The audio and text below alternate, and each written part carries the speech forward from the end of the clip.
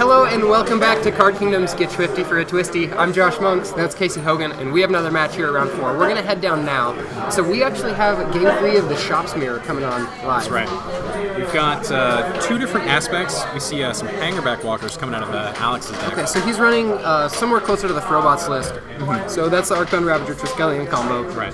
With the new addition from Origins, Hangerback Walker. As a form, that card's actually incredibly powerful.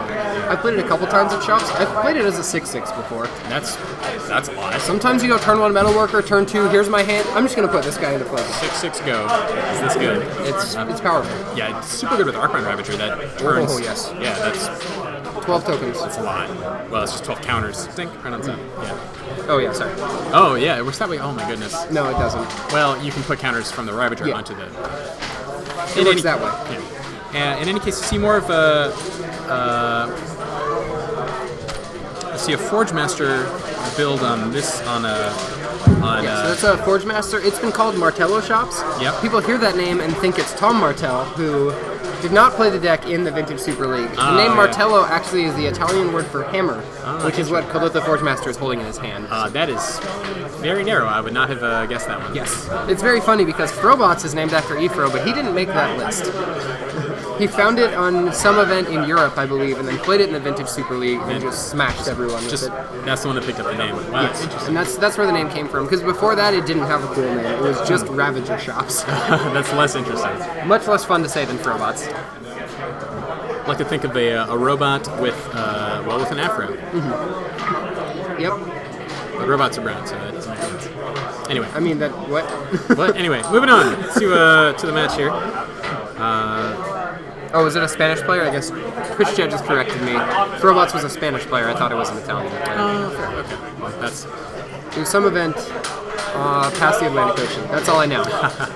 Yeah, we're really far away from that ocean. Up here in Seattle, Washington. I had to think about what the name of that ocean was. It was the not Pacific Ocean, and I'm like, that's not going to work. That's not specific enough. Yeah, there are like 4. There are a lot of oceans. Yeah, and so after that really quick match in that Storm versus Dredge, I get to see a different, also explosive match here. I think with both players having access to Mishra's Workshop, it really lets the game develop very rapidly. Absolutely. Both players have the ability to deploy like 4-mana creatures on turn 1 pretty regularly. Also, tax effects not great here. Yeah. Do you board out any? Usually I do. I board out a couple. Yeah, like you gotta keep. Lodestone is a 4-mana 5/3 that you would want vanilla anyway. You keep that guy in there, definitely. You don't really care about his effect because all of the spells are artifacts. Yeah. But usually what happens is you bring in looks like a couple more Metamorphs. You usually bring in the Crucible combo. Interesting. And so that means Ghost Quarters for Alex Kibner as well. Alex has some Dismembers too, which I think. That also comes in. A lot of good targets. Yeah. Well, any creature basically. You want, I'm sure you'd want additional ways to interact with Metalworker, but that's the wrong. But the Metalworker. Neither one of these players are playing Metalworker Shops. Right. That is tend to be called Mud. It's an old name, which what I thought that Mud meant like it's the color brown, so that's where the name comes from. It actually stands for Metalworker under domination. Ah. And it's because it used to combo with Staff of Domination to make infinite mana. Oh, that's right. And you can have, and once you have infinite mana, winning is pretty trivial. When you have Staff of Domination and infinite mana, you win the game. Actually. Oh, that's it. Oh, yeah. You get to you draw your deck. You can either draw your entire deck, or you can make your opponent draw theirs, I believe. Oh, that's also good. I would. So I think you draw all of your cards, but a couple, and then make them draw their entire deck while you have an infinite number of cards in your hand. All right. I think. I don't know. It's been a while since I've read Staff of Domination. That card has a lot of text and a lot of mana costs. I think it's 1 to untap and some other stuff. Yeah, and then untaps a creature at some amount, and then gains you life at some amount. It's probably 2 to gain a life, maybe 3 to who knows. Or taps permanent. I don't know, man. Draw a card to somewhere. It might not be target player, it might just be you, but I think that if you draw your entire deck with a Shops deck, you can probably win the game. If not that turn, then the next turn. Yeah, I can only imagine if you have infinite mana and stuff in domination. Yeah. 4 Slash Panthers sadly isn't lethal. But if you had a Triskelion, you're close. You're off by 1. You need a second Triskelion. It'd be pretty clever if you could summon an Arcbound Ravager, then a Triskelion, then deposit your entire deck on the field, and then sacrifice it all to the Ravager, and then put the counters on the Triskelion, and then PPP. Machine gun your opponent for almost 60. The full grip. This is a double Mishra's Workshop hand. That's out of control. That's a lot. See a Mana Crypt in there as well. But Whoa. Oh, hey, whoa! It's too bright. There's a Homeward Path in there, I believe. Oh, yeah. Commander Staple. None of those cards, I'm sorry, every card in that hand makes mana. Looks like he's going to reveal his hand. Oh, Tabernacle actually does not produce mana. Oh, there it is. Okay, well, Tabernacle produces no mana. it was so close to being only mana sources. It's a land, sadly. Yeah, well, Not the right overlap. the Mana Crypt doesn't count.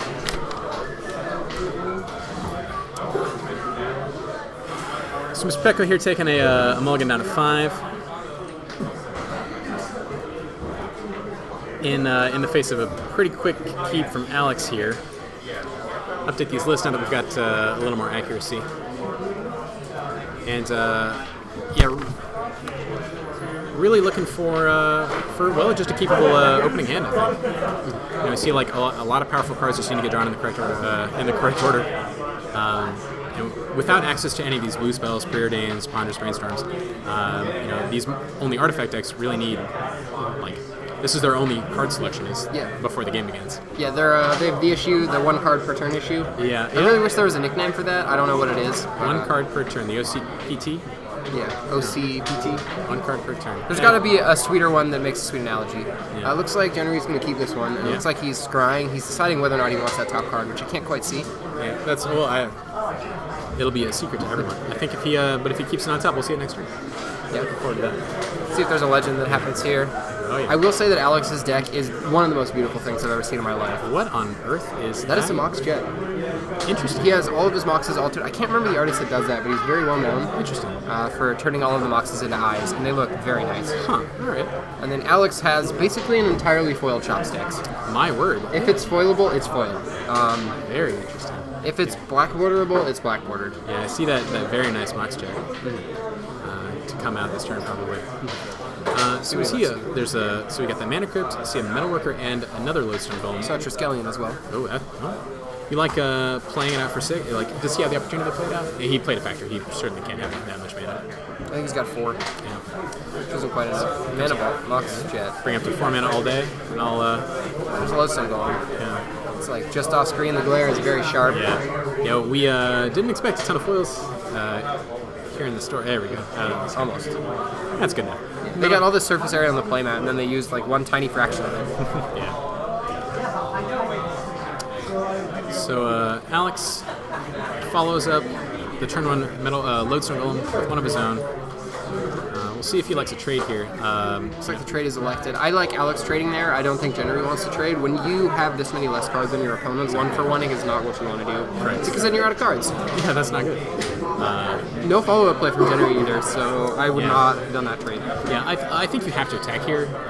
If like you can't, not attacking seems wrong because you're not attacking, you're not going to play anything. You're just going to like draw go. Yeah. You know, I would like that, and then if Alex decides to attack, I guess I could get behind blocking. But if he doesn't attack, you kind of get to fog. Yeah. Well, blocking is pretty bad if you're on the back foot here. Hanging back block 2 is the play. So mana cost is 4, X equals 2. Yeah. No other mana source for Alex, so he's just gonna have to pass the turn back. Both these players are sitting on 4 mana. Yeah. Which doesn't seem like there comes Tabernacle. To make you pay for that bad boy. Yeah, I think I take the option here. Absolutely. He's gonna go ahead and stack those triggers. He's gonna pay, and then he's gonna roll the die. Permissible. You can do it in either order. Yeah, you do control both triggers. So if you miss it, you do have to sacrifice. Well, you do have to destroy it. Sorry. It is destroyed. Wasteland is the draw for Alex. That's a mana source. It also might just be a destroy your Tabernacle. So I see. I actually like the option of destroying the Ancient too. Oh, okay. Yeah, gonna get Jennery off mana. I like that too. Yeah, because Alex has 4 power on the board right now, and like if both players continue to do nothing, you clearly like the player with creatures over the player that does not. Absolutely. In fact, I think having if you wasteland that mana source, then that Tabernacle becomes as awkward for the Martello player as his opponent. Okay, that makes sense. I can get behind that. Let's see what Alex looks to do with this wasteland. Yeah. I think animating the Looks like we're going to see Manland activation, swinging for, I believe it's just... He's activated the he's hanger. activated it, right. So only attacking for 2, but putting a counter on the hanger back. Correct. Yeah, he's got 2 mana from that mana crypt, and needs to use it in a meaningful way. Doesn't want to burn for 1. Also wants to, if you're going to pay 1 mana every turn to keep a creature around, might as well make it pretty big. Makes sense to me. Yeah, absolutely. I think there's I haven't done the math. I can't remember what type of math that is. I'm sure you know. Oh, it's at what point it becomes cost effective to start attacking? Like what point does the clock become slower by not attacking? Oh yeah, it's that's well, you can use linear programming to find it, but the curves aren't very difficult. It's every turn you either deal damage or increment all the future damages. Yeah. 5 mana here. We got a Forge Master. That guy can flip next turn if he untaps. Yeah. This could change the game very quickly. Absolutely.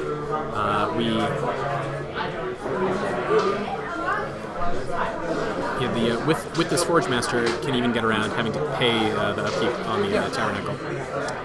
Tabernacle is going to get destroyed this turn, though. Okay. So Alex is saying, you know what, I think I want to use my mana source next turn. Yeah. Still got to roll a die for the mana crypt. It's a 6. No damage for him. Drop the turn. See, life total just off screen here. Looks like Heartbound Ravager is hell of a draw. Is that what that was? Yeah, I think so, yeah. Very hard to tell sometimes. Could be a... yeah, that's the Modern Masters edition. Oh, yeah. But is it foil? It must be. I think the... actually, I like the new Arcbound Ravager art. Oh, Revoker's is a nice play here. I assume that's going to be named Forge Master. Yeah. I'm not even going to check. Yeah. Kind of explains the play of Instep, destroy your Tabernacle. Interesting. So Alex is going to attack into that Forge Master. I kind of like this play, actually. That's going to make 3 Thopter tokens. Whoa. Death Rattle trigger, 3 buddies. What on earth? I like the play of sacrificing like my Mana Crypt to the Arcbound Ravager and then giving myself a 5/5 Hangerback. Eating the Forge Master. I like that too. But I guess the option of having 3/1 flyers with the Ravager out is also pretty powerful. Absolutely. Another 5 mana. Is that a TARDIS token? Is that what that is? I think that's what it looks like. Okay, it looks like a phone booth. I don't know if it's blue or not. Hard to tell. Ironwood Treefolk coming in for 3 damage here. Yeah, I don't like blocking here. Oh, interesting. He also, Alex could have blocked and then, or after Jennery blocked, Alex could have sacked the Hangerback Walker to the Arcbound Ravager for a free token. Or for free +1 counter? Yeah. Free counter, sorry. Yeah. Still get 3 tokens, but you also have a counter on your Ravager. Yeah. Very subtle. It might come up, but it isn't. Having a 2/2 versus a 3/3, yeah, makes sense. Looks like Triskelion's a draw for Alex. He's got a Wasteland to play. That'll bring him up to 5 mana altogether. Not enough to cast that Triskelion, but it will be enough to stunt the Forge Master's mana development. Yeah, Jennery on this mulligan to 5 is actually starting to look a little bit more favored. If he gets an answer for that Ravager, I mean, this game is going to get out of the bag very quickly. Yeah, let's. But has to constantly has to be mindful of the fact that he might just die. Yes. He's tapped the Sanctioned Tomb 3 times. 1 attack from the Fairy Squadron. It's going to bring him down to 9. And then the next attack, I think, is lethal because he's got 1, 2, 3, 4, 5. He's got 5 additional artifacts on the board. So yeah, he can Hail Mary all of them onto 1 token. Yeah. It's like 3 damage in the air coming in. Yeah. Has an opportunity to play a Metamorph, but declines. Doesn't want to risk his life total here. I'm a little bit surprised he didn't fire off that Wasteland. 3 mana is a lot less than 5 for these Shops decks at this point in the game. I think that if he does, if you want to give the opportunity for the player with Ancient Tomb to tap it. Okay, that makes sense. It makes actually it's already locked off because if he taps Ancient Tomb one more time, yeah, he's just dead on board because he's got 3 on the board plus an additional 5 artifacts. I kind of like the play of copy my Revoker. Yeah. And then name like any of the jewelry on the board. Oh, I like that too. See a Lotus here with another Lotus Emblem. That's not going to matter though. No, definitely not. I mean, Alex can just play any artifact in his hand and get lethal, right? Yeah, I think with Forge Master, I'm sorry, if he copies the Arcbound Ravager, that's an additional token on top of the fact that he has an additional artifact. Because you copy the Ravager, you get an additional modular counter. And then you sacrifice that to the original. Brings and it up, modular triggers. So it brings up 3 counters. Yeah, I think if my math is not off, then then the Thopter tokens are going to take the game this turn. So you see 1, 2 artifact creatures, 3 non-creature artifact permanents, makes it 5 artifacts, 3 damage from the 1/1s, and then play 1 artifact that doesn't cost exactly 5 mana, because it needs 1 to pump into the Mishra's Factory in order to turn it into an artifact creature. Turn it into a man land, which includes turning it into an artifact. Correct, yeah. Yeah, we see 2 Metamorphs up here. I think this is going to be lethal. I think Alex has lethal. He might be afraid of a Dismember, maybe? Reasonable, but if he has 2 Ravagers, then he can play around that pretty well. No, he can't. No, because he can just... No, if with a second Ravager, he can spread the damage across 2 creatures. And casting this Dismember is going to involve at least a 2-life payment. Actually, it's going to be a 4-life payment because it costs an extra 1 to double his Stone Golem, so he'll have to tap that Ancient Tomb. Yeah, okay. Awkward. Quite. There's a Metamorph. Oh, looks like he's going to copy Lodestone Golem and say, I really don't want you to play Dismember. Oh, yeah, okay. I don't think that actually impacts how much life you'll have to pay with Dismember. It makes Dismember cost 5 altogether, so he'll certainly have to take Ancient Tomb. Yeah. We'll see how this turn plays out. If Alex wants to go ham. I mean, you gotta go ham. I feel like Shops is a deck that doesn't get a lot of interaction, so you just run it out there and say, do you have it? Yeah, not sure the players' familiarity with each other's decks. You got to assume there's a couple Dismember running around, but I don't think you're too worried about Dismember. It looks like Alex is electing not to go for pumps here. Yeah. And that's it's going to give the Forge Master player one more opportunity to find a way to get rid of that Revoker. Is Jennery Hellbent also? I believe so, yeah. Oh, wow. Alex could have killed him. Alex could have just presented lethal and said, you don't have anything, so you're dead. Maybe tries to expand his time on camera. Or maybe it's not an Arcbound Ravager. That could be tripping. That's definitely an Arcbound Ravager. Yeah, that's... Those are definitely Thopter tokens. They might be TARDIS tokens, but... they're also... They're representing Thopters. Yeah. A little surprised that Alex did not go for the win there. Yeah, well, maybe he couldn't... He spent a lot of time that turn. Maybe he couldn't think of a way that the Martello Shops player could present lethal to him, especially with having this many. If he had to sack the Phyrexian Revoker, then the Forge Masters are on there. And then if you throw everything on a Thopter... Oh, yeah, you're right. Okay.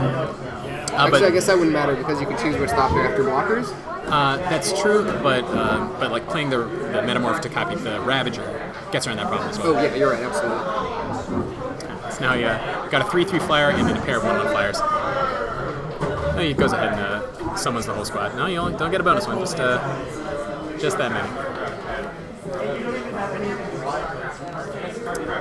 Yeah, and looks like the handshake's going out. Yeah, that's going to wrap it up here. So that's going to be matched there. Yeah, beautiful decks we got to see there.